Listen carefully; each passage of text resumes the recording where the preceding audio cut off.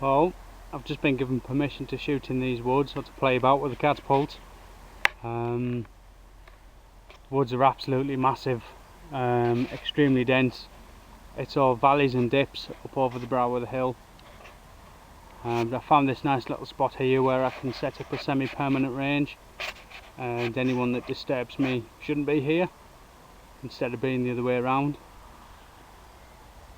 So I've made a target.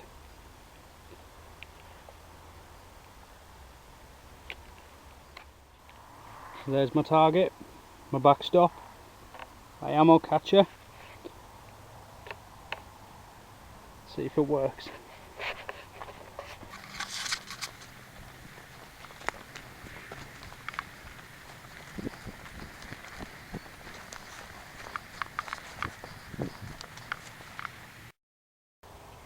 This is going to be my new 35-yard mark.